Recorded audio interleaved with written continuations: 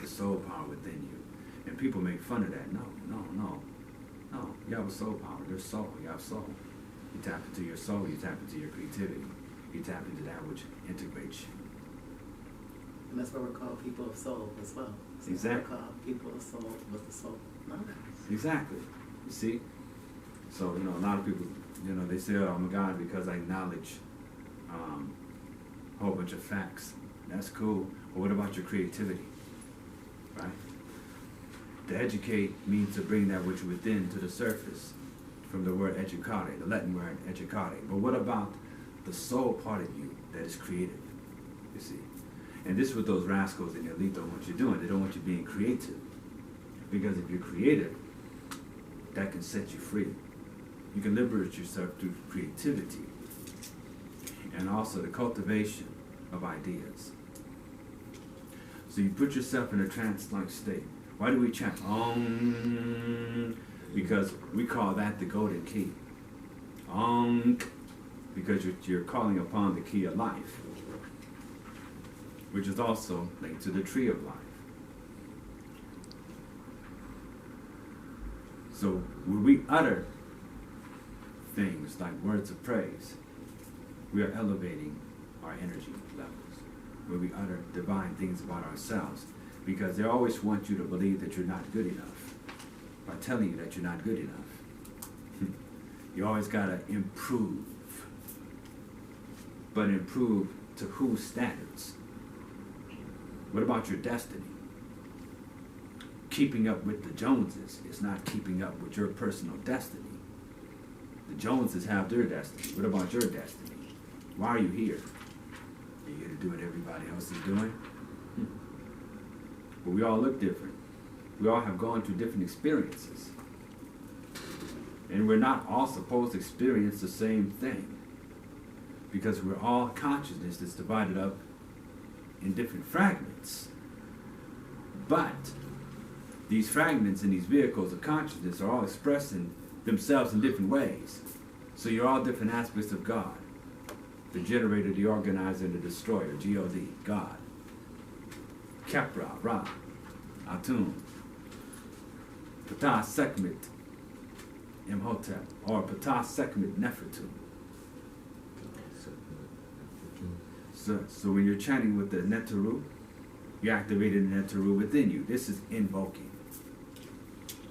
Invoking. When you take on the God form yourself.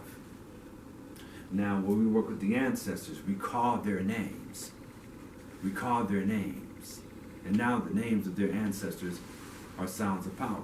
So what you want to do is you want to declare your name as a word of power. Some do this by choosing a name or meaning, but a lot of times it's given to them through this initiation. Because now a new aspect of yourself has been reborn. So usually the name that you receive is a word of power. So you want to declare your name as a word of power. Like according to the book of Knowing the Creations of Ra, it says that Ra, or Nebuchadnezzar, right, declared that his name was actually Osiris, or Seir. He says that in the book of Coming Forth by Day. No, in the book of Creation of Ra. It says, I brought myself from out of the primeval matter of primeval matter. And eventually gets to the point, he says, I declared my name as a word of power. Declare your name as a word of power. Let nobody make fun of your name. And don't you make fun of your name. Declare yourself as an aspect of the divine. Because one of the problems in which we experience today in humanity is our self-loathing. We create religions and everything else that deal with self-loathing. You're a sinner, right? Or some reason why you should be ashamed of being what you are. How can you be empowered that way? Only people who would want to enslave you would give you such a doctrine. It doesn't free you. So you're supposed to feel guilty for something that your ancestor did back in antiquity. No redemption except you believe and think a certain way. And even that came from a misunderstanding that the ancient ones created in the mythos of the birth and resurrection of the self and the soul. That is, the soul coming down in physical form, going to experience, and going through death, and eventually re-emerging. The prodigal son returning to the father. Let's not forget about the mother too.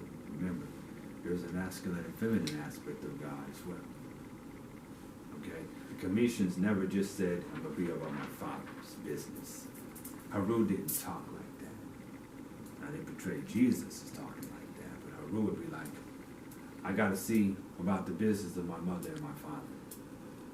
So, I don't know what happened. The Old Testament says, honor your mother and your father. So that means you'll be about the mother and the father's business. There's always a balance.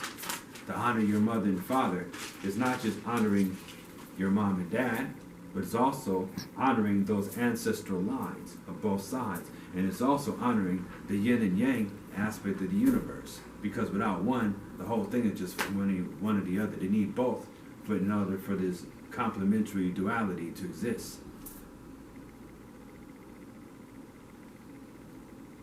You see. So it's a complementary duality. Okay? You can say opposites, but they're complementary opposites. They're not just opposites. They don't just oppose each other. They complement each other. That's why in a relationship, guys need to complement each other. Okay? Literally. Complement each other. So, you find your complementary. Okay? Not your opposition. Your complementary. See, in Ma'at, there is no gender war. That's just some Western stuff that they put together so that you wouldn't be able to keep your families integrated. Okay? They make money off of everybody being scattered, not feeling good about themselves and blaming everybody else for their issues. But when you start taking responsibility and saying, this is who I am and this is what I'm going to do, okay. All right, I missed that job. Now, am I going to talk about, okay, I was 2 minutes late and they're racist. They didn't hire me. Or am I going to say, okay, next time I'll get there earlier. Okay? You see, you're coming from a place of empowerment. But if you know, of course, if you have an opposition, then of course they're going to work in opposition to you. But that's how this world works. Friction. Because then you run into obstacles, but these obstacles make you stronger. But if you complain about the obstacles, then you might as well just, give up. And that's the thing. People act like they want to talk about the good fight, then they get punched in the face and quit. Mm-hmm. Everybody got a plan until they got hit in the mouth, huh? Mike Tyson. Mike Tyson. Get punched in the mouth. Real talk. So that's the thing.